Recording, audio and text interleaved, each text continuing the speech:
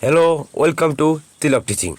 आज हामी एउटा नयाँ भिडियो लिएर आएको छौँ जसमा चाहिँ हाम्रो most difficult question from projectile रहेको छ र आजको हाम्रो कोट्स रहेको छ। कसरी दिनको सुरुवात गर्ने कोट्स अफ द डे रहेको छ अल इज वेल है, बेटा बोलो अल इज वेल।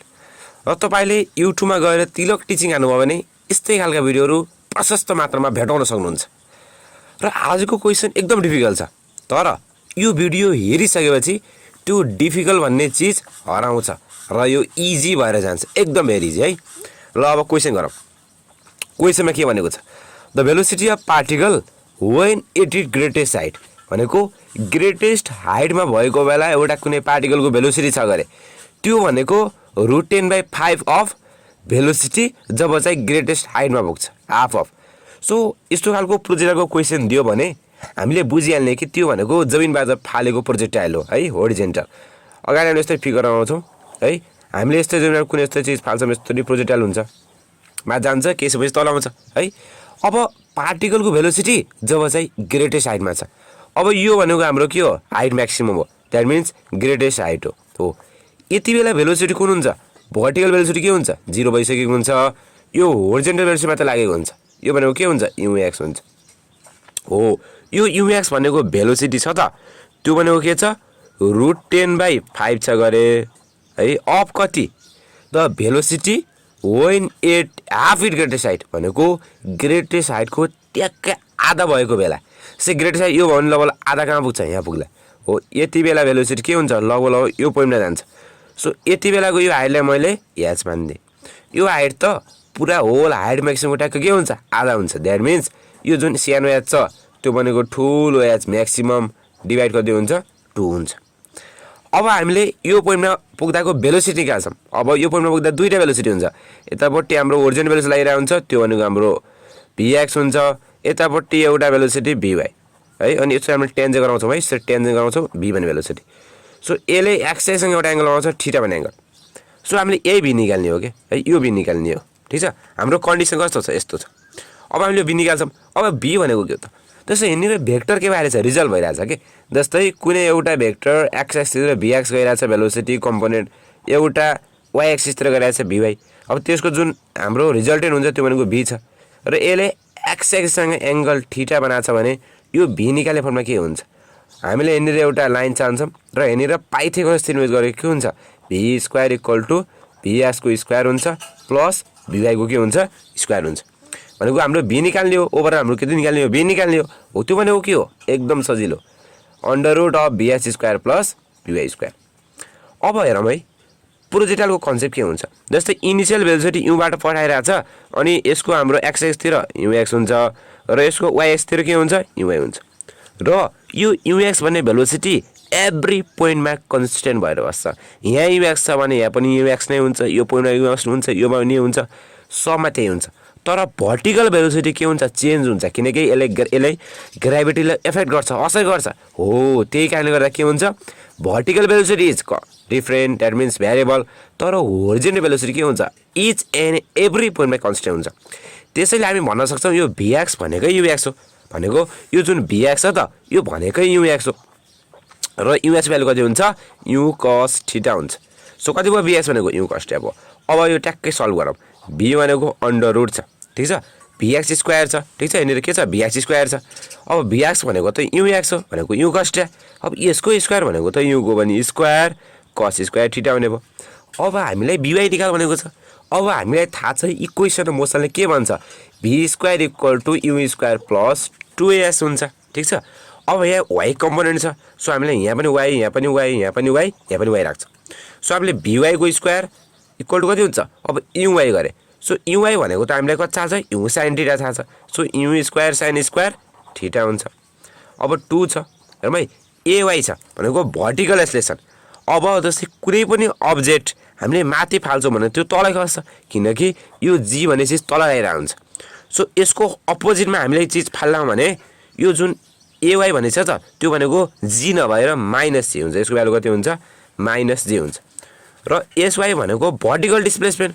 अब यो पोइन्टमा पुग्यो बेला भर्टिकल डिस्प्लेसमेन्ट कति छ, सानो एच छ। सो सानो एच भनेको कति छ, h max/2 छ। सो कति हुन्छ यहाँनिर, h max/2।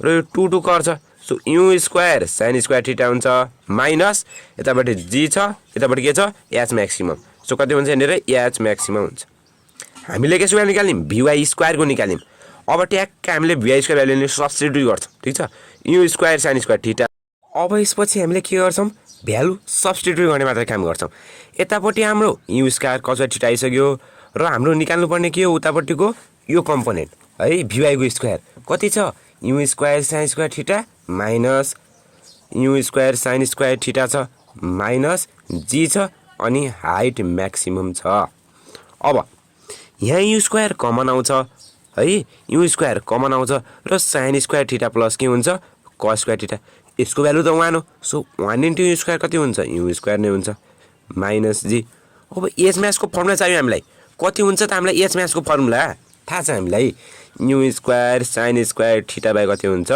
2g हुन्छ यु जी कट्यो है यतापट्टि 2 इन्टु यु स्क्वायर गर्दा 2 यु स्क्वायर बच्छ है अनि माथिको जे छ त्यही गर्छौँ you square sine square theta by 2 गर्छौँ यहाँबाट हामीले के भ्यालु निकाल्यौँ भीको भ्यालु निकाल्यौँ आज यसलाई एकदम सिम्पलेस्ट फर्ममा लगाऊँ है यहाँ यु स्क्वायर यु कमन तान्यौँ 2 माइनस साइन स्क्वायर थीटा हुन्छ डिभाइडमा 2 हुन्छ यु स्क्वायर बाहिरपट्टि आउँछ ब्र्याकेटमा यो हुन्छ so under root 2 minus sine square theta by कति हुन्छ 2 भनेको फाइनल्ली यहाँबाट हामीले के निकाल्यौँ भीको भ्यालु निकाल्यौँ कति आएको छ u under root 2 minus sine square theta by 2 यो भ्यालु चाहिँ अब के गर्छौँ हामीले यो ठाउँमा गएर सब्स्टिट्युट गर्ने काम गर्छौँ त्यो हामीले अर्को पेजमा गर्छौँ ठिक छ